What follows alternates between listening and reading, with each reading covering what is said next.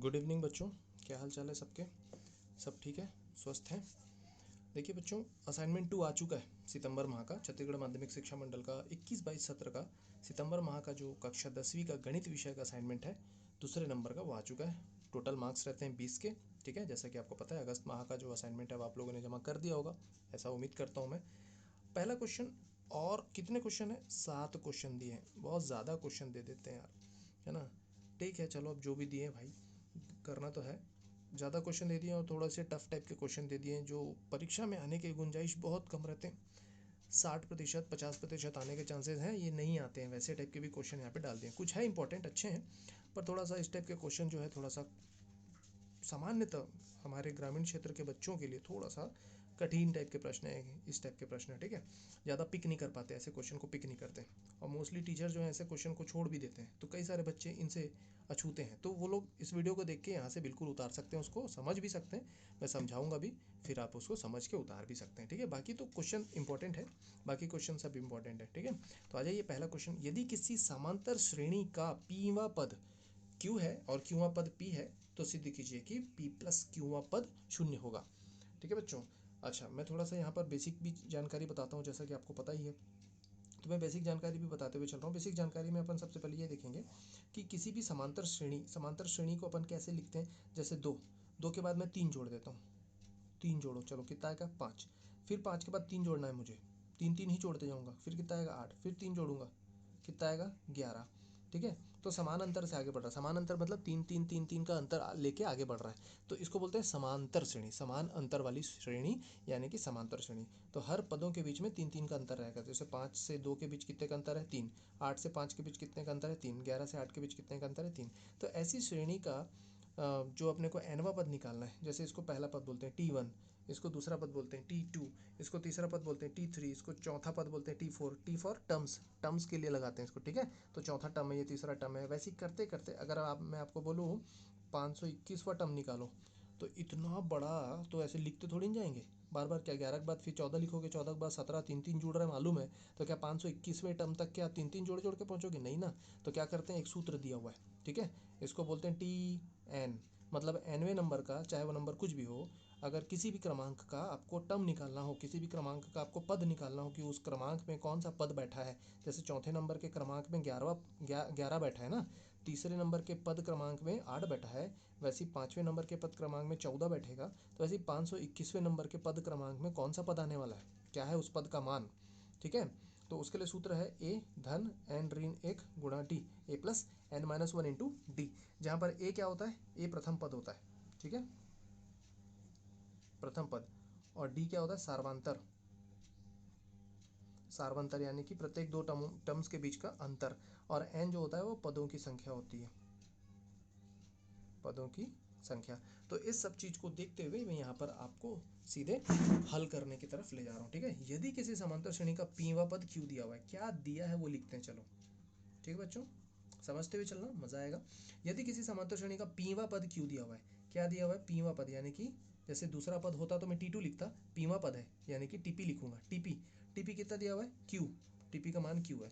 TP जैसे सूत्र लगाते हैं TN, एनवा टर्म के लिए ए प्लस n-1 इंटू डी लगाते हैं, ठीक है। जैसे यहाँ पे T3 निकाल रहा हूँ मैं, T3 यानी कि तीसरा टर्म, तो यहाँ पर लिखूंगा ए प्लस एन के जगह में, जैसे n है तो n, अभी यहाँ 3 है तो 3 लिखूंगा, तो 3-1 इंटू डी, ठीक है। तो T3 निकालूंगा तो ए प्लस 3-1 इंटू डी। तो यहाँ पे टीपी निकाल रहा हूँ, टीपी की जगह सूत्र डाल रहा हूँ, A plus P-1 into D. देखो n रहता है n, ठीक है, तो n की जगह यहाँ पर n लिखते हैं अपन, वैसे यहाँ पे p है तो n की जगह यहाँ पर p लिखूंगा, बराबर q। ये दिया हुआ है बच्चों, इसको समीकरण 1 दे दो। आगे बढ़ते हैं, और क्या दिया हुआ है, क्यूवा पद, ठीक है। ये कौन सा पद था, पीवा पद, पीवा पद जिसको टीपी से दर्शाते हैं वो q है, तथा क्यूवा पद, क्यूवा पद जिसको हम लोग किससे दर्शाते हैं बच्चों, TQ, उसका मान कितना है, p है, ठीक है। तो TQ का सूत्र क्या हो जाएगा, TQ यानी कि a प्लस n-1 की जगह मैं लिखूंगा Q-1 इंटू डी, बराबर p।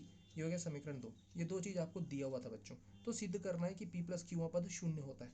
सिद्ध करना है, सिद्ध करना है, क्या सिद्ध करना है, सिद्ध करना है कि p प्लस क्यूवा पद, p प्लस क्यूवा पद जिसको दर्शाते किससे, TP plus Q, P plus क्यूवा टर्म यानी कि पी प्लस क्यूवा पद बराबर 0, ये लाना है बच्चों। ठीक है, अब इसको लाएंगे अपन, तो पहले इन दोनों को सॉल्व करते हैं, फिर यहाँ तक पहुँचेंगे। इसका भी जो भी सूत्र लगाऊंगा उसके सूत्र में कैसा रहेगा, जैसे टी एन है तो एन की जगह में यहाँ एन दिखता है ना, बाकी ए और डी तो सब में वैसे ही चलेगा। तो एन की जगह में जैसे एन है, वैसे यहाँ पर मैं पी प्लस क्यू देख रहा हूँ, तो पी प्लस क्यू की जगह यहाँ पी प्लस क्यू आ जाएगा, और ए और डी रहेगा। तो ए और डी का मान हम लोग निकाल लेते हैं। ए और डी का मान निकालने के लिए दो समीकरण काम आएंगे। ठीक है, चलो एक और दो को मैं एक बार क्या करता हूँ, घटा देता हूँ।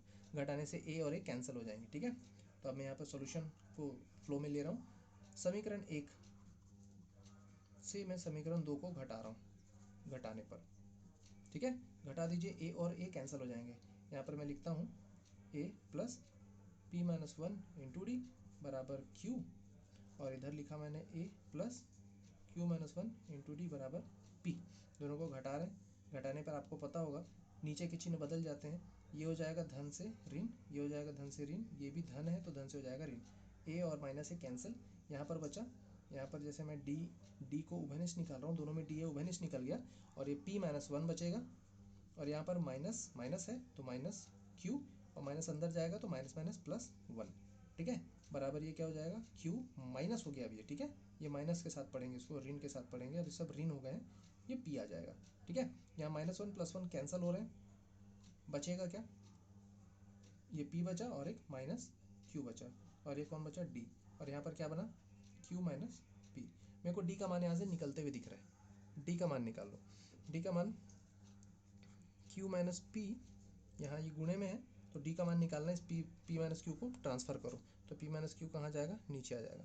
देखिए क्यू माइनस पी है, इसमें से एक माइनस को बाहर निकाल रहा हूँ मैं, माइनस बाहर निकालने से चिन्ह अंदर के बदल जाते हैं। ठीक है, तो ये माइनस पी जो है ये प्लस पी हो जाएगा, और ये प्लस क्यू जो है वो माइनस क्यू हो जाएगा, और नीचे में पी माइनस क्यू आ जाएगा। ये पी माइनस क्यू गया माइनस एक, सब एक एक कम में गए होंगे तो माइनस वन करके बचा, तो डी का मान मुझे कितना मिल गया, माइनस वन। इसी मान को मैं कहीं पर रखता हूँ और मैं निकाल लेता हूँ ए। अब समीकरण एक से, अब समीकरण एक में जाओ, A plus P minus one into D, D के जगह में मैं माइनस वन रख रहा हूँ, बराबर क्या दिख रहा है यहाँ पर, क्यू।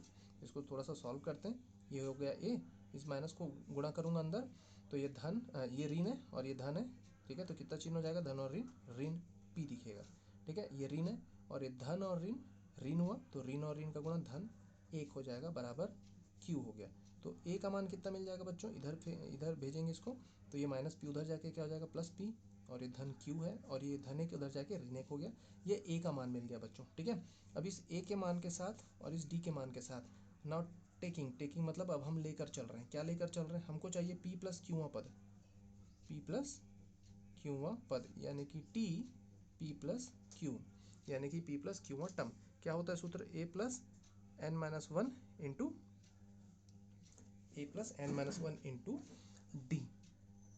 ठीक है, तो ए का मान कितना, p plus Q minus one plus n के जगह में क्या हो जाएगा, पी प्लस क्यू हो जाएगा। यहाँ पर मैं थोड़ा सा चेंज कर दे रहा हूँ बच्चों, यहाँ पर क्या आ जाएगा, टी पी प्लस क्यू बराबर ए प्लस, यहाँ पर क्या आ जाएगा, एन के जगह में P plus Q minus one into D.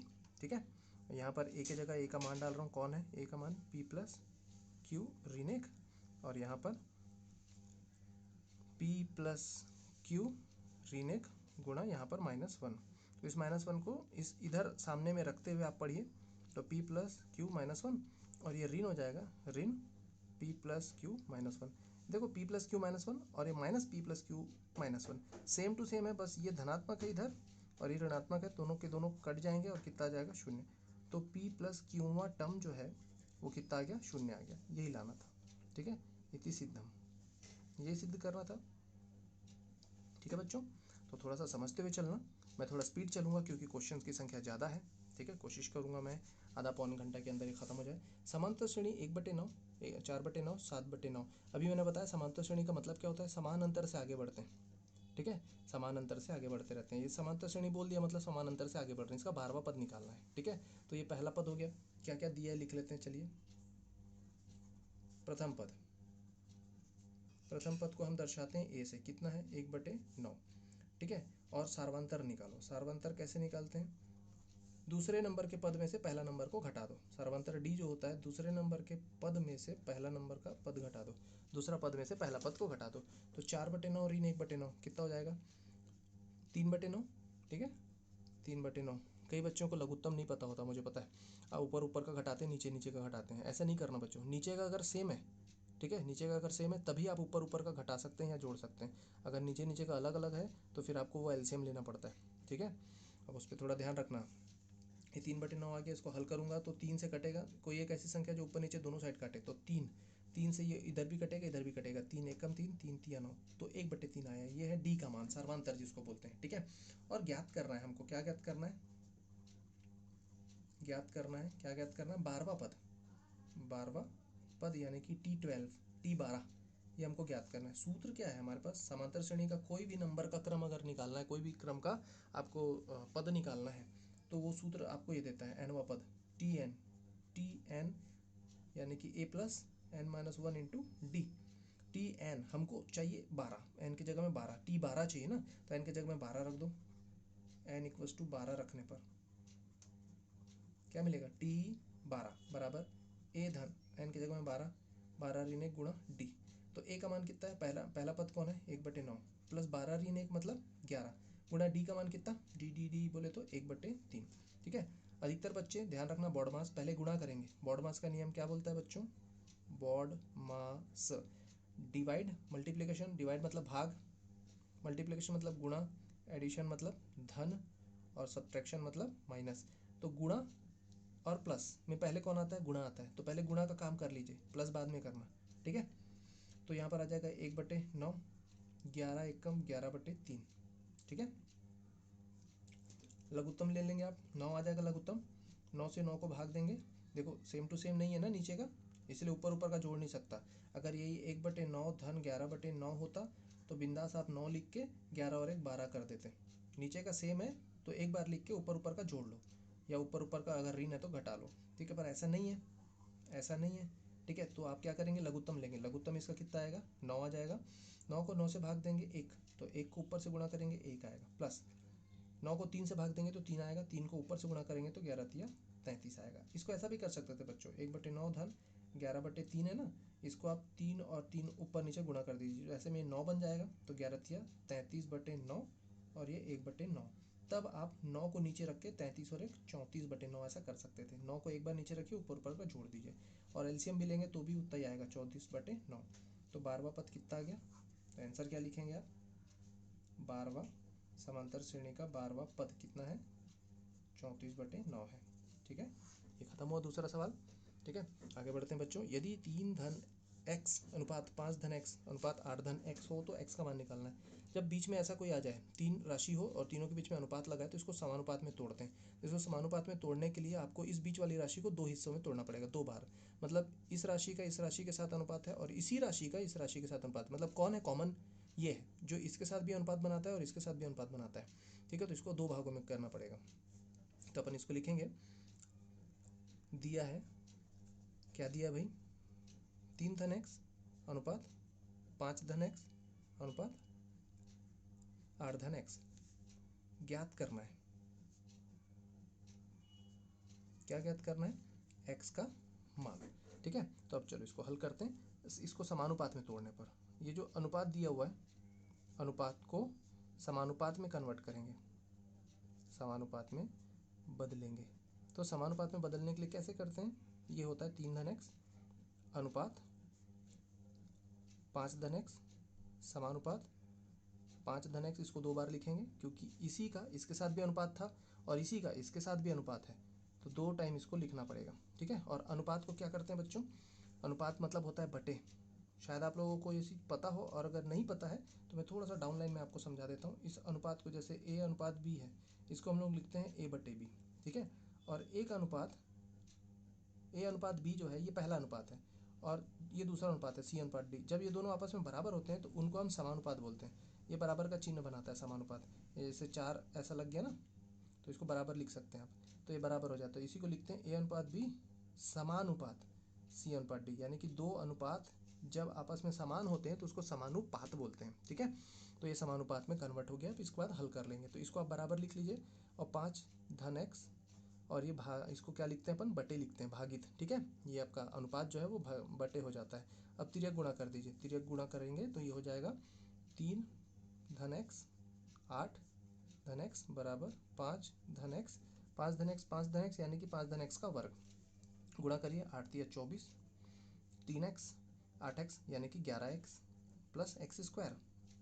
इधर 5 धन एक्स होल स्क्वायर यानी कि a plus b whole square, तो a की घात 2 यानी कि 25 धन 2ab यानी कि 10x धन b की घात 2 यानी कि एक्स स्क्वायर। एक्स स्क्वायर गया, ये 11x माइनस 10x, इधर 25 रख रहा हूँ, 24 को उधर भेज रहा हूँ, 24 इधर आएगा तो क्या बन जाएगा ऋण 24। 11x में से 10x गया, 11 रोटी में 10 रोटी निकाल दो, एक रोटी बचा, तो एक रोटी यानी कि 1x बराबर 25 में 24 क्या 1, x का मान कितना मिल गया 1। तो आंसर लिखेंगे x का मान कितना है 1 है। ठीक है बच्चों, आप वीडियो को आगे पीछे कर करके आप जितने बार समझना चाहे समझ लीजिए। मैं थोड़ा स्पीड बढ़ रहा हूँ, स्पीड को मैच करिए थोड़ा सा। ठीक है, 18 और 6 का तृतीय अनुपाती याद करना है बच्चों। तृतीय अनुपाती क्या होता है, देखिए a अनुपात b अनुपात c है। ठीक है, या a अनुपात b समानुपात c अनुपात d है, इसको हम बोलते हैं प्रथमानुपाती। ठीक है, इसको हम बोलते हैं मध्यानुपाती यानी कि द्वितीय अनुपाती, ये हम कहते हैं इसको तृतीय अनुपाती, और इसको हम बोलते हैं चतुर्थानुपाती चौथे नंबर का, ये तीसरे नंबर का, ये दूसरे नंबर का, इसको मध्यानुपाती बोलते हैं। ठीक है, ये मध्य में रहता है। और इसको हम बोलते हैं प्रथमानुपाती। तो प्रथमानुपाती का तो ज़्यादा चर्चा नहीं करते हैं अपन, है ना। तो अपने को यहाँ पर मध्यानुपाती b निकालने बोलता है, एकदम मस्त सूत्र है। मध्यानुपाती और तृतीय अनुपाती दोनों के लिए एक ही सूत्र मैं बता रहा हूँ, यानी कि मध्यानुपाती b निकाल सकते हो आप और c निकाल सकते हो तृतीय अनुपाती, दोनों एक ही सूत्र से। कौन सा सूत्र है वो, b का वर्ग बराबर ac। ठीक है, ये सूत्र लगा दो, बात खत्म। b का वर्ग बराबर ac, यही सूत्र लगा दो, आपका मध्यानुपाती तृतीय अनुपाती दोनों निकल जाएगा। ठीक है, तो आ जाइए यहाँ पर दिया ले लेते हैं अपन। ठीक है, दिया है 18 और 6 का तृतीय अनुपाती, मतलब 18 कौन है, 18 और 6 का तृतीय अनुपाती पूछ रहा है बच्चों। ठीक है, a b और c पूछ रहा है, तृतीय अनुपाती पूछ रहा है मतलब c पूछ रहा है। तो फिर ये दोनों कौन हुए, ये a और b हुए। क्लियर, ये a होगा और ये b होगा। ठीक है, तो आपको क्या क्या दिया हुआ है, a बराबर कितना है 18। अगर बोल दे 18 और c का मध्यानुपाती, 18 और 6 का मध्यानुपाती मतलब आपको b पूछ रहा है, मध्यानुपाती मतलब b होता है। ठीक है, b पूछ रहा है, तो फिर ये लोग कौन हुए, a और c हुए। अभी आपको 18 और 6 का क्या पूछ रहा है, c बोले तो तृतीय अनुपाती। तो ये कौन हो गए 18 और 6, फिर कौन हुए a और b होंगे, तभी तो c पूछ रहा है। तो ये a और b हो गए, a मतलब 18 और b मतलब 6। क्या ज्ञात करना है, ज्ञात क्या करना है, ज्ञात करना है तृतीय अनुपाती। तृतीय नंबर का जो अनुपाती होता है वो ज्ञात करना है, c, ये हमको ज्ञात करना है। सूत्र क्या है, एक ही सूत्र है, मध्यानुपाती पूछे या तृतीय अनुपाती पूछे यही वाला लगाएंगे। सूत्र है आपका b का वर्ग बराबर ac। b हमको पता है कितना है 6, 6 का वर्ग लिखो। a हमको पता है कितना है 18 गुणा c नहीं पता, रोक दो, c को छोड़ दिया, 18 यहाँ गुणे में भागित जाएगा, पक्षांतर होगा तो भाग में चला जाएगा। ठीक है, तो c बराबर 6 का वर्ग मतलब कितना होता है 6 की घात 2, घात मतलब घाव के घाव 6, यहाँ पे 2 घाव है, तो 6 गुणा 6 यानी कि 6 छक्का 36 बटे 18। 18 से कितने बार में कटता है 36 बटे 18। कटिंग का क्या नियम है, कोई एक ऐसी संख्या खोजेंगे जो दोनों साइड काटे। तो आप किससे किससे काट सकते हैं, चलो आप शुरू में 9 से काटिए, 9 से कट रहा है क्या, 9 चौक 36, 9 दूनी 18, 4 बटे 2। ठीक है, फिर कोई एक ऐसी संख्या खोजिए जो दोनों को काटे, तो 2 से कट रहा है, 2 एकम 2, 2 दूनी 4, 2 आ रहा है ना, 18 दूनी 36 होता है, तो सी का मान कितना आ गया 2। तो आंसर क्या लिखेंगे, तृतीय अनुपाती का मान कितना है 2 है, खत्म। ठीक है, अब आ जाइए ये 5वां प्रश्न, बोलता है यदि पी ए पी बी हो, पी ए बराबर पी बी हो, तो बिंदु ए तथा बी के निर्देशांक क्रमशः 2 0 तथा ऋण 2 4 हों और बिंदु पी वाई अक्ष पर स्थित हो, तो बिंदु पी के निर्देशांक ज्ञात कीजिए। ठीक है, आपको एक बार में तो समझ में आया नहीं होगा क्वेश्चन, गारंटी देता हूँ। ठीक है, क्योंकि क्वेश्चन एक तो बड़ा है, 10वीं क्लास के बच्चों के लिए थोड़ा सा 2-3 बार पढ़ना बताया जाता है। देखिए क्या बोल रहा है, पी ए और पी बी, आप अपने मन में चलाइए, मैं छोटा पेन यूज़ कर रहा हूँ। पी ए और पी बी, सोचो कोई बिंदु है पी, वो ए से जितनी दूरी रखता है पी ए, उतनी दूरी पी जो है वो बी से भी रखता है, उतनी दूरी बी से भी रखता है। तो पी ए बराबर है पी बी। क्लियर, आगे बढ़ते। तथा बिंदु ए तथा बी के निर्देशांक 2 और 0 है, इसके निर्देशांक 2 0 और इसके निर्देशांक ऋण 2 4। ठीक है, ए और बी के निर्देशांक आपको दे दिया है, और बिंदु पी जो है वो वाई अक्ष पे है। वाई अक्ष मतलब ये एक्स अक्ष होता है और ये वाई अक्ष होता है। ठीक है, मतलब यहाँ पर है कहीं p, y अक्ष में है, यानी कि ऊपर नीचे कहीं पे भी हो सकता है, ये y अक्ष होता है, ठीक है, और ये x अक्ष होता है। तो यहाँ पर है कहीं p मान लेते हैं, और उस p का a से जितनी दूरी है उतनी ही b से भी है, ठीक है। तो जैसे आप इधर a मान दिए 2 0 और ये b मान दिए ऋण 2 4, एक्चुअल में ये बिंदु इधर रहेगा बच्चों, ये बिंदु इधर रहेगा, ठीक है, क्योंकि ऋण 2 4 है, तो ये जो चिन्ह है वो इधर मिलेगा ऋण, ठीक है। आपको मैं थोड़ा सा बेसिक बता देता हूँ इसका, नहीं तो कंफ्यूज नहीं होना है अपने को, ठीक है। आप ध्यान दीजिए, देखिए बहुत अच्छे से समझिए, अच्छा क्वेश्चन है। हालांकि बोर्ड के हिसाब से ये क्वेश्चन आने लायक बिल्कुल नहीं है, जिसने भी छाटा है देखो अच्छा काम है, हमारे समय में ऐसे ही छाटते थे, मैं बुराई नहीं करता जिसने भी छाटा है, परंतु अभी के जो बच्चे हैं वो सरल क्वेश्चन आते हैं बोल के सरल ही क्वेश्चन पढ़ते हैं, और टीचर भी सरल ही क्वेश्चन पढ़ाते हैं, है ना।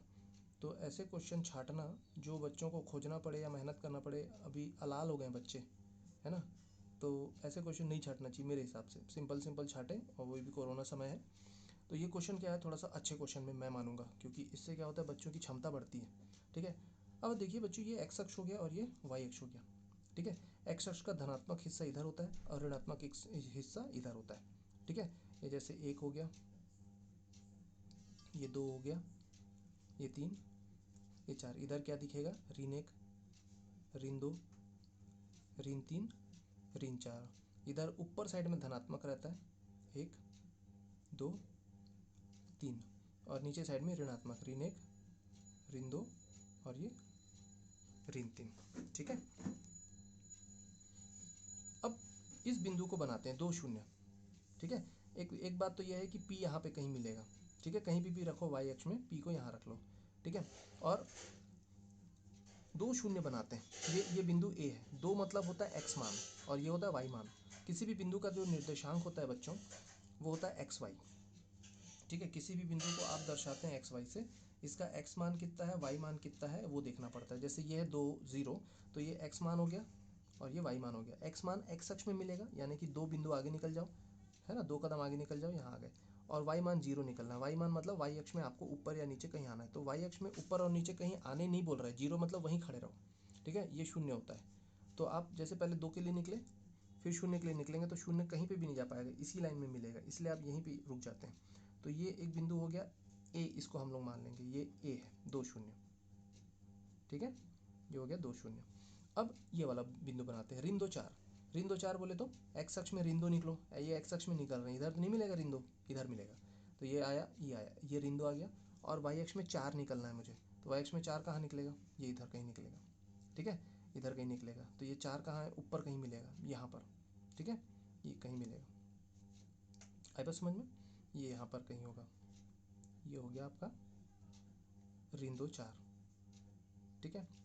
अब बिंदु P जो है वो y अक्ष में है, अभी बिंदु P कहीं पे भी होगा y अक्ष में, ठीक है, ये इधर कहीं होगा, वो नहीं, अब हमको नहीं पता वो बिंदु का P का निर्देशांक हमको निकालना है, ठीक है। तो ये जो चित्र है बच्चों, इस चित्र को मैं सिंपल तरीके से बता रहा हूँ, आप समझ लीजिए ना, बिंदु P है, y अक्ष मतलब ऐसा रहता है ना, y अक्ष में कहीं मिल गया आपको, ठीक है, बिंदु P, है ना, ये बिंदु P मिल गया, और ये बिंदु A और B इसको यहाँ बना लीजिए, ये बिंदु P से A की दूरी और बिंदु P से B की दूरी, ठीक है। तो इधर मैं B ले लेता हूँ, इसको B ले लेता हूँ और इसको A ले लेता हूँ, ये है ऋण 2 4 और ये है 2 0। प्रश्न ये बोलता है कि ये P से A की दूरी और P से B की दूरी दोनों क्या है, सेम है, ठीक है। तो क्या दिया हुआ है, दिया है PA बराबर PB, ठीक है। तो PA दूरी का क्या सूत्र है बच्चों, दूरी का सूत्र आप लोगों को मैं यहाँ पर थोड़ा सा रफ में कहीं बता देता हूँ, रफ में कहीं बता देता हूँ। दो बिंदुओं के बीच की दूरी, जैसे x1 y1, ये एक बिंदु हो गया और ये हो गया x2 y2, ठीक है, ये दूसरा बिंदु हो गया, आप लोगों को दिख पा रहा है, ये x1 y1 और ये x2 y2, दो बिंदुओं के बीच की दूरी, जैसे a हो गया b हो गया, तो AB बराबर ये होता है वर्गमूल के अंदर x2 माइनस x1, ठीक है, x मानों का अंतर ले लो, वर्ग कर लो, धन y मानों का अंतर ले लो, y2 minus y1 whole square, ठीक है, x मानों का अंतर कर लो, y मानों का अंतर कर लो और दोनों का स्क्वायर करके जोड़ दो, ये सूत्र है सिंपल सा, ठीक है। तो ये दूरी का सूत्र है। अब देखिए पी ए बराबर पी बी है, ठीक है, यानी कि पी से ए के बीच की दूरी। हम मान लेते हैं इसका जो निर्देशांक है, बोलता है बिंदु पी जो है वो वाई अक्ष पर स्थित है। वाई अक्ष पर है मतलब वाई अक्ष पर स्थित जो होता है उसका एक्स मान 0 होता है बच्चों। वाई मान कुछ ना कुछ तो होगा, परंतु एक्स मान क्या होगा उसका 0 होगा, यानी कि इसको भुज बोलते हैं। भुज क्या होगा 0 होगा। तो इस बिंदु की इससे दूरी निकाल लीजिए। तो दूरी का सूत्र लगाता हूँ मैं, ये हो जाएगा बराबर इधर पी बी दूरी के लिए लगा रहे हैं, वर्गमूल के अंदर आता है, दूरी का सूत्र जो है वर्गमूल के अंदर आता है। तो पी ए दूरी और बराबर होगा पी बी दूरी। तो पी ए दूरी निकाल रहे हैं बच्चों, पी ए, ये पी ए दूरी निकालते हैं। मैंने क्या बोला, एक्स मानों का अंतर ले लो, 2 में से 0 गया 2, उसका वर्ग, प्लस वाई मानों का अंतर निकालो, तो वाई ऋण 0 ले लो, 0 ऋण वाई ले लो या वाई ऋण 0 ले लो, एक ही मतलब है। वाई ऋण 0 ले लेता हूँ तो वाई आ जाएगा, उसका वर्ग। एक्स मानों का अंतर उसका वर्ग, धन वाई मानों का अंतर उसका वर्ग। अब यहाँ आ जाइए बच्चों, अब मैं क्या निकाल रहा हूँ, पी बी यहाँ से।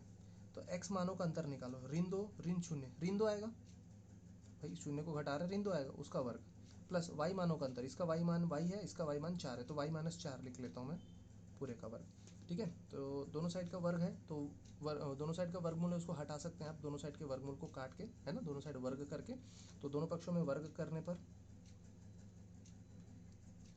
दोनों पक्षों में क्या करने पर, वर्ग करने पर, वर्ग करने से वर्गमूल कट जाता है, तो यहाँ क्या बचेगा, 2 का वर्ग धन वाई का वर्ग बराबर, अब मैं बड़ा पेन यूज़ कर रहा हूँ बच्चों, 2 का वर्ग धन वाई का वर्ग बराबर, इधर क्या हो जाएगा, ऋण 2 का वर्ग धन वाई ऋण 4 का वर्ग। अब थोड़ा सा ओपन कर लीजिए, 2 का वर्ग मतलब 4 धन वाई का वर्ग बराबर ऋण 2 का वर्ग कितना हो जाएगा, ऋण का वर्ग होगा मतलब ऋण 2 बार गुणा हो रहा है, तो ऋण और ऋण धन हो जाता है, 2 की घात 2 यानी कि 4, ठीक है। प्लस यहाँ पर ओपन करिए, ए ऋण भी पूरे की घात 2 यानी कि ए की घात 2 ऋण 2 ए बी यानी कि 4 दूनी 8, और ये वाई धन बी की घात 2 यानी कि 16।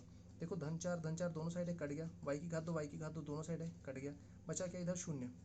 इधर कौन कौन बचा, ऋण 8 वाई धन 16, ये ऋण 8 वाई को इधर ले रहा हूँ, तो धनात्मक 8 वाई हो जाएगा बराबर 16। तो वाई बराबर 16, ये 8 यहाँ गुणे में इधर आएगा तो भाग में आ जाएगा, काटापीटी करूंगा मैं, कोई एक ऐसी संख्या जो दोनों साइड काट सके, कटिंग का नियम यही है, तो एक ऐसी संख्या जो दोनों साइड काटे, 8 से कटेगा, 8 एक कम 8 दूनी 8, एक कम 8, 8 दूनी 16 यानी कि 2। तो वाई का मान कितना मिल गया, वाई का मान कितना मिल गया 2। तो वो बिंदु कौन है, 0 2। अतः अतः बिंदु पी का निर्देशांक, हमने क्या माना था, बिंदु पी का निर्देशांक, क्योंकि ये वाई अक्ष में आता है, इसलिए वाई अक्ष में आने वाले किसी भी बिंदु का एक्स मान 0 होता है, तो 0 लेके वाई मान में वाई मान दिए अपन, ठीक है, वाई माने हैं अपने मन से, तो वाई का मान कितना आ गया 2 आया, तो उसका निर्देशांक कितना 0 2 लिखेंगे, ठीक है। ये बन गया पांचवा। ये थोड़ा सा टफ कैटेगरी में मानूंगा, क्योंकि बच्चे जनरली ऐसे क्वेश्चन नहीं पढ़ते रहते हैं, तो आप इसको उतार लीजिए, थोड़ा सा समझ में आ गया होगा तो अच्छी बात है ना, नहीं आया होगा तो कमेंट में और बता देंगे, तो मैं आपको इस पर और मेहनत करके बता दूंगा, इससे संबंधित 2-3 क्वेश्चन मैं आपके सामने रख दूंगा, आप आराम से समझ लेंगे, ठीक है। आ जाइए, एक रेखा बिंदु 7 9 और 5 3 से होकर जाती है, उस रेखा की प्रवणता ज्ञात करनी। बड़ा सिंपल सा क्वेश्चन है बच्चों, बहुत इंपॉर्टेंट, ऐसे क्वेश्चन आने के चांसेस छत्तीसगढ़ माध्यमिक शिक्षा मंडल में ज़्यादा रहते हैं, ठीक है। देखो दो बिंदु अगर आपको पता है, x1 y1 और x2 y2, अगर दो बिंदु आपको पता है और उससे जाने वाली रेखा आपको दिख रही है, जैसे कि a और b, तो इस ए बी की प्रवणता जो है वो बड़े आसानी से आप निकाल सकते हैं। प्रवणता को हम m से दर्शाते हैं, ठीक है। प्रवणता बराबर होता है y2 ऋण y1, y मानों का अंतर निकालो बटे x मानों का अंतर निकालो, y2 ऋण y1 बटे x2 ऋण x1, ठीक है। तो ये सूत्र लगा दो, बात खत्म। तो दिया है क्या क्या दिया है भाई, बिंदु ए समझ लीजिए इसको, बिंदु ए कितना 7 9, और बिंदु बी क्या समझ लो उसको 5 3, ठीक है। तो ये बिंदु ए हो गया, 7 9 इसका निर्देशांक हो गया, बिंदु बी हो गया इसका 5 3 इसका निर्देशांक हो गया, दोनों को मिला लो। तो हमको क्या ज्ञात करना है, ए बी की प्रवणता ज्ञात करनी, उस रेखा की प्रवणता मतलब रेखा ए बी की प्रवणता हमें ज्ञात करनी। इस बिंदु को हम लोग x1 y1 नाम ले लेंगे, इसको हम लोग क्या मान लेंगे x2 y2, दूसरे नंबर का बिंदु इसलिए x2 y2। क्या ज्ञात करना है, ज्ञात करना है, क्या ज्ञात करना है बच्चों, ए बी की प्रवणता, ए बी की प्रवणता, प्रवणता यानी कि इसको ढाल बोलते हैं, ठीक है, एम, ये ज्ञात करना है, ठीक है। सूत्र क्या है हमारे पास, सूत्र है प्रवणता m प्रवणता m बराबर होता है y2 ऋण y1 यानी कि y मानों का अंतर बटे x मानों का अंतर यानी कि x2 माइनस x1। ठीक है, इसी में रख दो भाई AB की प्रवणता m बराबर y2 कौन है, y2 की जगह में y2 का मान कौन है, y2 3 ऋण y1 कौन है 9 बटे x2 ऋण x1 कौन है 5 ऋण x1 कौन है 7 3 ऋण 9 कितना होगा ऋण 6 5 ऋण 7 कितना होगा ऋण 2 ऋण से ऋण दोनों साइड का कटेगा 6/2 आएगा तो 6/2 कोई एक ऐसी संख्या खोजो जो दोनों साइड काटे तो 2 से 2 1 कम 2 3 तो यानी कि 3। तो प्रवणता कितनी आ गई बच्चों 3 आ गई। बात खत्म। आंसर आप लिख सकते हैं। आंसर क्या लिखेंगे, रेखा की प्रवणता कितनी है, रेखा की प्रवणता 3 है। खत्म। ठीक है, अब आ जाइए इधर लास्ट क्वेश्चन पे। देखो 6 बजे स्टार्ट किया था मैं, ऑलमोस्ट कितने मिनट हो गए, लगभग 20-25 मिनट हो गए। ठीक है, तो थोड़ा सा स्पीड में चल रहा हूँ। एक्स के भिन्न भिन्न मानों के लिए एक्स स्क्वायर के मान ज्ञात करके एक्स तथा एक्स स्क्वायर के बीच एक आलेख यानी कि ग्राफ खींचना है। ठीक है, हमको एक्स और एक्स स्क्वायर के बीच में ग्राफ खींचना है बच्चों। ठीक है, तो एक तो पहले आप ये बना लीजिए सारणी पहले बनाएंगे, क्योंकि सारणी यहाँ पे दिया नहीं है बच्चों, तो आपको अपने मन से सारणी खींचनी है। ठीक है, आलेख बड़ा ही महत्वपूर्ण क्वेश्चन है, मोस्ट इंपॉर्टेंट क्वेश्चन है ये आलेख, पर इस टाइप के क्वेश्चन आने के चांसेस थोड़े कम रहते हैं। ठीक है, एक तरफ एक्स रहेगा है ना, एक्स के भिन्न भिन्न मान आप डालते जाइए। ठीक है, और एक्स स्क्वायर के मान आपको प्राप्त होंगे। एक्स के भिन्न भिन्न मानों के लिए एक्स स्क्वायर के मान ज्ञात करना है। जैसे कि मैंने 1 रखा तो 1 का वर्ग, 2 रखा तो 2 का वर्ग, यानी कि एक्स आप लेते जाइए और एक्स का वर्ग आपको मिलते जाएगा, वो ज्ञात करना है आपको। और फिर एक्स और एक्स स्क्वायर के बीच आलेख खींचना है, एक्स तथा एक्स स्क्वायर के बीच में एक ग्राफ खींचना है।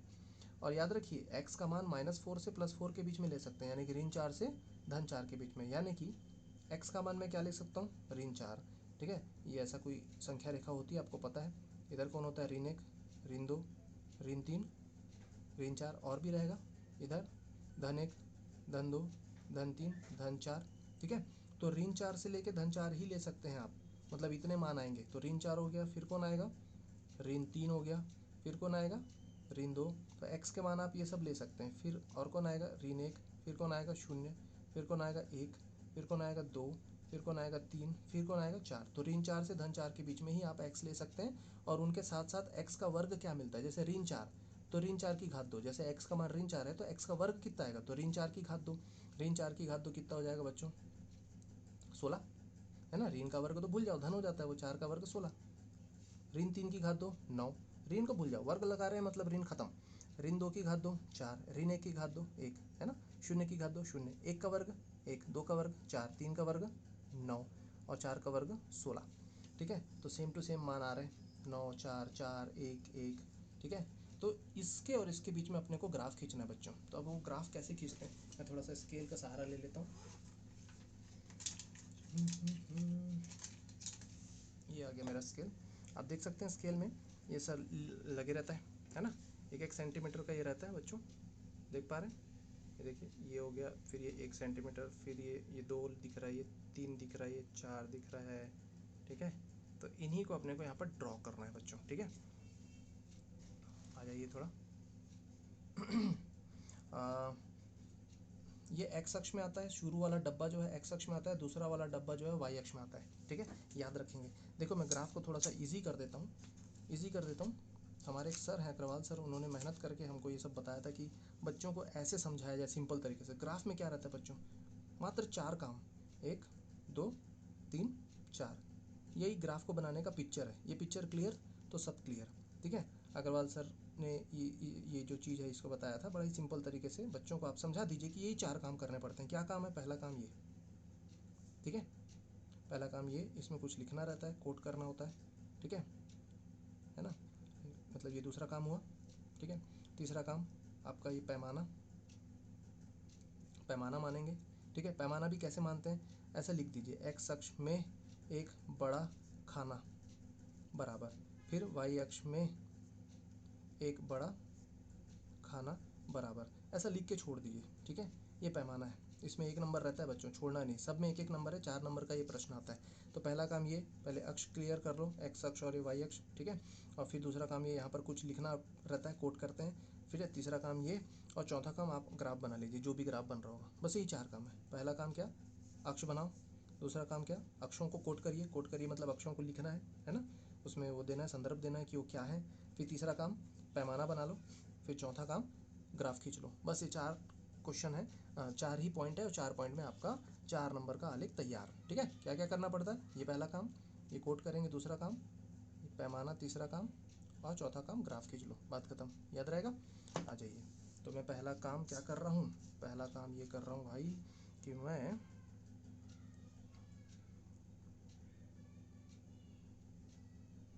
मैं पहला काम कर रहा हूँ, मैं इधर अक्ष बना लेता हूँ पहले तो, एक्स अक्ष और वाई अक्ष, ठीक है, ये हो गया। और इधर भी मैं खींच लेता हूँ, ठीक है।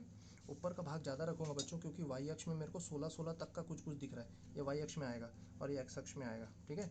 इसको पूरा का पूरा एक्स अक्ष में लिख लेते हैं अपन, ये एक्स अक्ष हुआ, है ना, और ये हुआ वाई अक्ष। ये धनात्मक एक्स अक्ष होता है, धनात्मक मान रहेंगे, इधर ऋणात्मक। तो 1-1 सेंटीमीटर पहले बना लीजिए बच्चों। ये जैसे मैं 1 सेंटीमीटर में रख लेता हूँ, और ये मुझे मिल जाएगा। आप ग्राफ पेपर में बनाएंगे बच्चों, है ना, मैं इसी में बना रहा हूँ, मेरे पास ग्राफ नहीं है। ग्राफ पेपर में सेंटीमीटर्स बने रहते हैं, ठीक है। ये देखो, और ये पीछे बना रहा हूँ, ये हो गया, ये हो गया, ये हो गया, ये हो गया, और ये हो गया। ये कहलाएगा 1, ये 2, ये 3, ये 4, ये 5, ये 6, ये कहलाएगा ऋण 1, ऋण 2, ऋण 3, ऋण 4, ऋण 5, ठीक है। दिख पा रहा है आप लोगों को, क्लियर है। फिर ये हो जाएगा 0। ऊपर भी चलते हैं बच्चों, ठीक है। 16 तक का बनाना है, ऐसे तो अपन 16 थोड़ी बना लेंगे भाई, अपने पास पैमाना है, अपन बड़ा कर लेंगे ना, एक एक डब्बे को बड़ा कर लेंगे। एक डब्बे के बीच में मैं एक ही आदमी को थोड़ी घुसाऊंगा, एक आदमी घुसाऊंगा, फिर एक आदमी को 2, फिर 3, फिर 4, फिर 5, 6, 7, 16 तक जाएंगे थोड़ी, है ना। तो पहले 1-1 सेंटीमीटर बना लेते हैं, फिर देखते हैं कितने का पैमाना लेना है। पैमाना मतलब होता है कितने के आंकड़े आप उसमें घुसाना चाहते हैं, कितने का आकार आप देना चाहते हैं। नीचे भी बना लीजिए 2-3 ठो, ठीक है। 1-1 सेंटीमीटर का बन गया। अब देखिए मैं यहाँ पर क्या करने जा रहा हूँ, पैमाना कैसे मानते हैं। यहाँ पर आ जाइए, पैमाना ले लीजिए, नीचे में दे सकते हैं पैमाना। पैमाना एक्स अक्ष में एक बड़ा खाना, ठीक है, बराबर कितना, और वाई अक्ष में एक बड़ा खाना बराबर कितना, ठीक है। अभी देखिए पहला काम ये हुआ, अक्ष खींचे अपन ने। दूसरा काम क्या रहता है, यहाँ पर कोट करते हैं। क्या कोट करेंगे, ये पूरा लिख दीजिए आप, एक्स के मान, ठीक है। और ये पूरा लिखना रहता है। तो जैसे ऋण 4, ऋण 3, ऋण 2, 1, 2, ऋण 1, 3, ये सब दिखने चाहिए यहाँ पे। तो दिख रहे हैं यहाँ पर, ठीक है, ये वाला पूरा दिख रहा है आपको यहाँ पर, अच्छी बात है। अब यहाँ पर एक्स स्क्वायर, वाई अक्ष में पूरा एक्स स्क्वायर चलाइए, तो वाई अक्ष में एक्स स्क्वायर चलाएंगे, तो यहाँ पर ऐसा कर लेना आप लोग, यहाँ पर एक्स स्क्वायर के मान इस तरफ, ठीक है, वाई अक्ष में। और ये कहाँ से चल रहे हैं, शून्य से लेके, मतलब छोटा से छोटा शून्य है और बड़ा से बड़ा 16 है, तो ये शून्य तो आ जाएगा, और 16 बड़ा से बड़ा 16। तो मैं क्या करूँ, जैसे मैं 4, 4, 8, 4, 12, 4, 16 ले लेता हूँ, तो ये देखो इतने में नहीं पड़ जाएगा, ठीक है। और अगर बढ़ाना चाहे तो 2, 2, 4, 2, 6, 2, 8, 2, 10, 2, 12, 14, 16, यहाँ तक आ जाएगा। 2, 2 का भी अंतराल ले सकते हैं, आपके ऊपर है। 2, 2, 2, 4, 4, 2, 6, 6, 2, 8, समान आकार से चलना चाहिए बच्चों। एक डब्बे के अंदर जितने लोग बैठे हैं उतने ही अगले डब्बे में भी बैठने चाहिए। 2 लोग बैठे हैं, फिर 2 लोग बैठे हैं, फिर 2 लोग बैठे हैं, फिर 2 लोग बैठे हैं, फिर 10 आ जाएगा, फिर 12 आ जाएगा, फिर 14, फिर 16, फिर 18। इधर क्या आ जाएगा, ऋण 2, ऋण 4, ऋण 6। अब इधर से अपने को मतलब नहीं, इधर से मतलब है। तो देखिए एक्स अक्ष में एक बड़ा खाना बराबर कितने के बराबर है, देखो 1-1 लोग बैठे हैं, एक, है ना, तो 1 आएगा, 1 लिख दीजिए, सूर्य वाले के लिख दीजिए, एक मान लिख दीजिए, ठीक है, ये मान में है। और वाई अक्ष में एक बड़ा खाने में आप कितने लोग को घुसा रहे हो, 2, तो 2 मान आ जाएगा।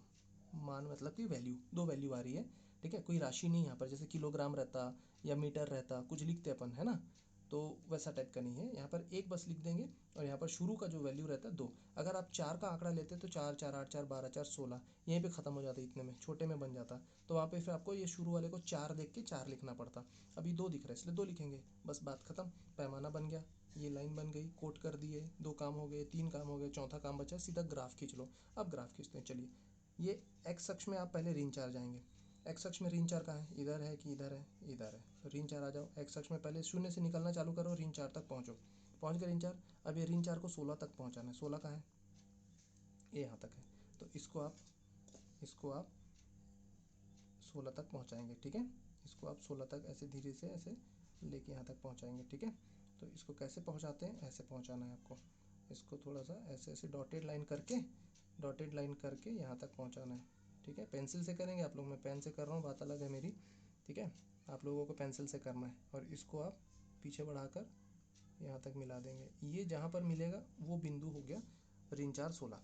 अब ऋण 3, एक्स अक्ष में ऋण 3 निकलिए, एक्स अक्ष में ऋण 3 कहाँ है, ये, और इस ऋण 3 को 9 तक निकालना है। 9 कहाँ है, ये जैसे 8 और 9 के बीच में कौन, 8 और 10 के बीच में कौन आएगा, 9, तो यहाँ पर आएगा।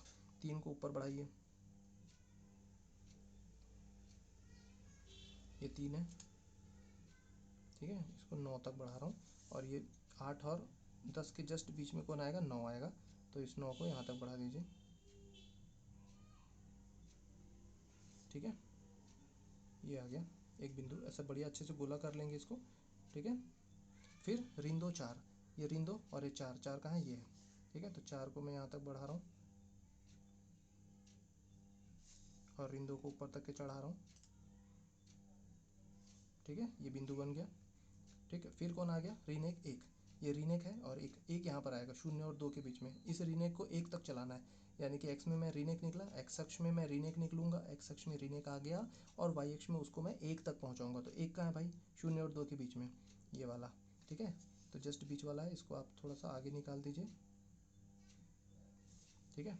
और ये इसको भी यहाँ तक बढ़ा दीजिए, तो ये बन गया बिंदु, ठीक है। आगे बढ़िए, 0 पे 0, 0 पे 0 मतलब एक्स अक्ष में आप 0 जाइए, तो एक्स अक्ष में 0 मेरा यहीं है, वाई अक्ष में भी 0 तो वहीं है, तो यही एक बिंदु बन जाएगा, तो ये भी एक बिंदु हो गया। फिर आगे बढ़िए, 1 1, एक्स अक्ष में आप 1 निकलिए, एक्स अक्ष में 1 यहाँ आ गया, और वाई अक्ष में 1 निकलिए, तो वाई अक्ष में 1 यही है, ये वाला, तो इसको यहाँ तक बढ़ा दीजिए, थोड़ा हाथ से कर रहा हूँ मैं, ये यहाँ पर ला लीजिए, ये हो गया। एक्स अक्ष में 2 निकलिए, एक्स अक्ष में आप 2 निकलिए, वाई अक्ष में 4 निकलना है, एक्स अक्ष में 2 निकले, वाई अक्ष में 4, ये देखिए एक्स अक्ष में 2 आ गए, फिर वाई अक्ष में 4 के लिए निकलिए, तो कहाँ आ जाएंगे आप, ये यहाँ पे, ठीक है। हाथ से नहीं करना है बच्चों, ठीक है, पेन स्केल लगाना है। अब 3, एक्स अक्ष में 3 निकलिए, और वाई अक्ष में वो 9 तक जाएगा, एक्स अक्ष में 3 निकला और उसको 9 तक पहुँचाना है, तो कहाँ पे आए 9, ये, ठीक है। तो इसको 9 तक ला लीजिए, ये हो गया, डॉटेड लाइन से ही करेंगे, और इस 3 को ऊपर तक पहुँचा दीजिए,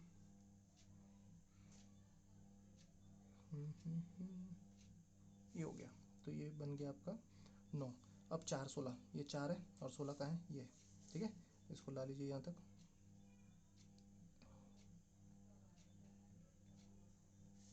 और ये 4 इसको ऊपर पहुँचा दीजिए, ठीक है। ये हो गया, बस ख़त्म, ये तो बन गया ना, लाइन दिखनी चाहिए बस। अब ये सबको आप मिला दीजिए, कैसे मिलाएंगे, फ्री हैंड से मिलाएंगे बच्चों, ठीक है, एकदम फ्री हैंड से, ठीक है। सरल रेखा टाइप का नहीं बनना चाहिए, ठीक है। ये आ गया, इधर मिल गया, ये आ गया, इधर मिल गया, ठीक है बच्चों, ये आ गया, इधर मिल गया, और ये 0 से मिलेगा, ठीक है। फिर 0 किससे मिल जाएगा, ऊपर बढ़ेगा, फिर ये, तो एक झूला टाइप का बन रहा है, ठीक है। इस तरीके का आपका एक ग्राफ बन जाएगा, देखो दोनों साइड से सममित टाइप का है ना, सममित है ये बन गया आपका आलेख, अभिष्ट आलेख, अभिष्ट आलेख है, बात खत्म, ठीक है बच्चों। ये समझ में आया, समझ में आया होगा तो यस सर लिख देना, थैंक यू सर लिख देना, कुछ भी लिख देना, कमेंट कर देना, ताकि अपने को मोटिवेशन मिले। और लाइक कर लो, शेयर कर लो, और सब्सक्राइब कर लो, सबको शेयर कर लेना बच्चों, सबका भला हो, ठीक है। चलो बाय बाय, मिलते हैं अगले इसमें, ख़त्म तो हो गया ना, हाँ 7 ही क्वेश्चन था, चलो बाय बाय।